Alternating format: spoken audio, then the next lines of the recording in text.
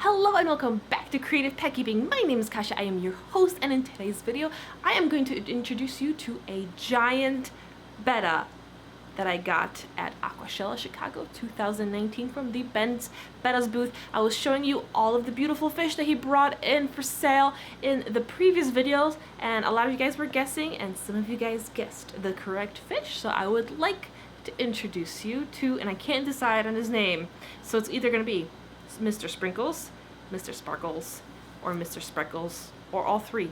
I'm not really sure, so help me decide down below, and without further ado, let me show you my new pet betta.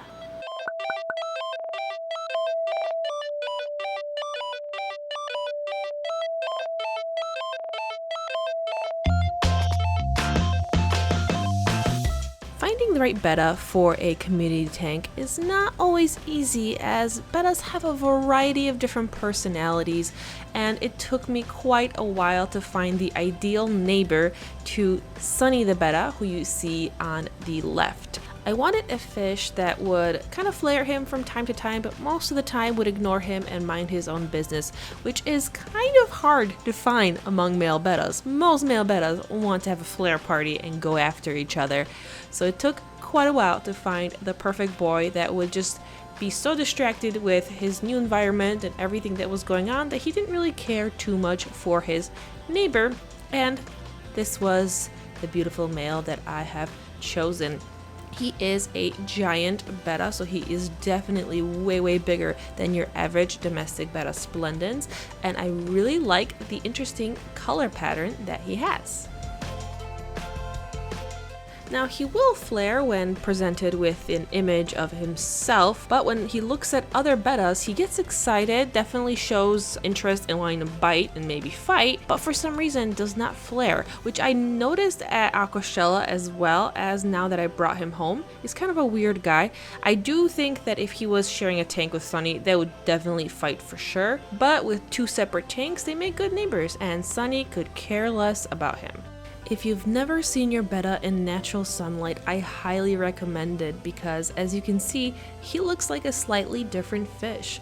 The metallic layer is reflecting all of the light, and you can see the blues and turquoise and aquamarines kind of reflecting, and he's now this fancy shiny boy, and that is because of the very top layer, which is the metallic layer at the top of his scales. Bettas have colors that stack in different layers, so in this case he has a colorless cellophane base, which you can kind of see, which is the pinkish part around his face and his tummy, and then he has the white scales over that, with some blue and black scales on top of the white scales, and on the very top of that is the iridescent layer, which is also showing up in his eyes as well.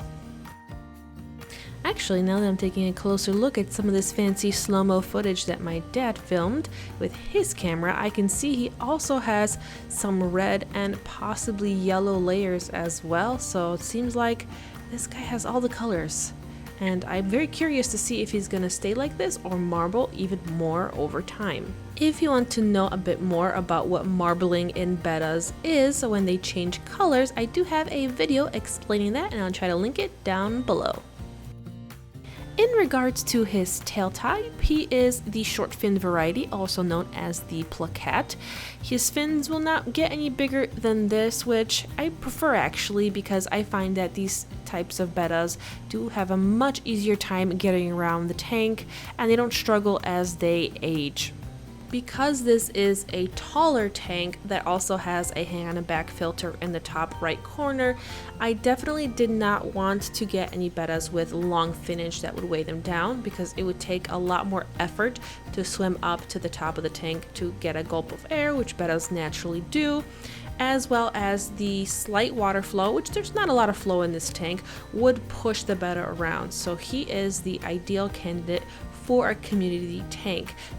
That being said, you can have other tail types in community tanks, you just have to make appropriate adjustments. So if I had a long fin betta, I would probably swap the hang on back filter with maybe a sponge filter to reduce the flow, or I would consider having the betta in a 20-gallon long tank versus a 20-gallon tall tank so that the water column is not as high.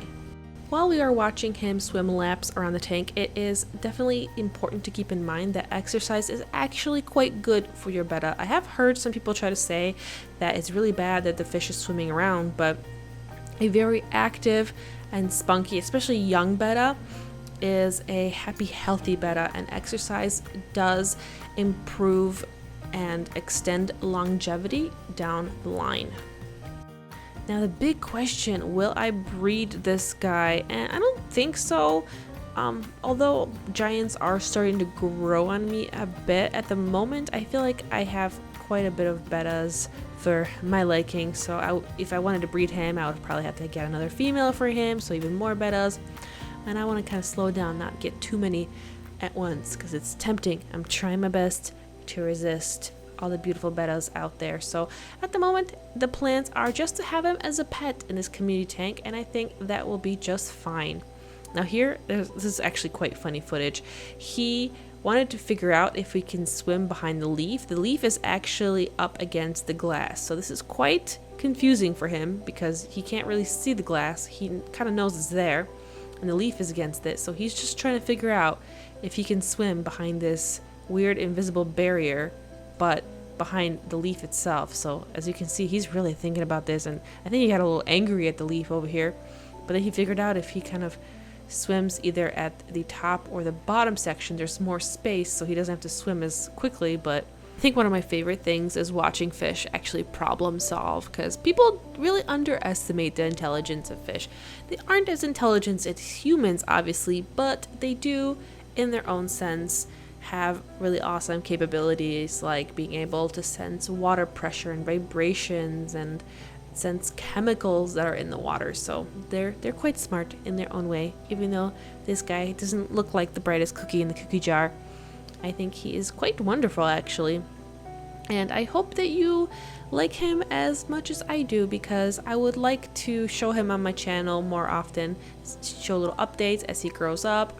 We'll see if he ends up marbling and changing over time, and see how he not only changes, but how his behavior will change over time as he's learning to be a little community fish with his little guppy Endler friends, who are actually right now confusing him. He's trying to eat some food, but they're swimming so fast that it's hard to keep track of everyone, so he gets a little confused when he eats.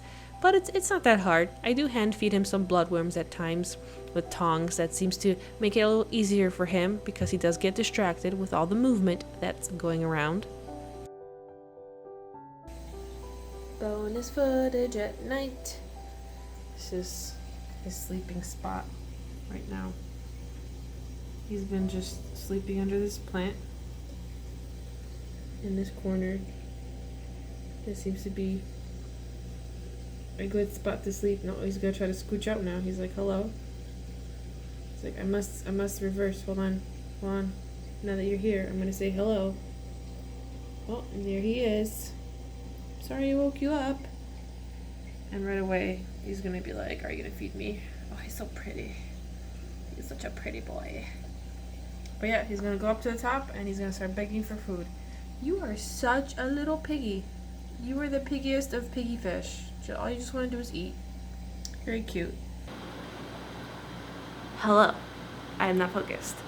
So thank you for watching. I hope that you enjoyed this video. If you did, be sure to subscribe to this channel so you can see updates on his life, how he's progressing, because I like to do little updates here and there on all of my betta fish.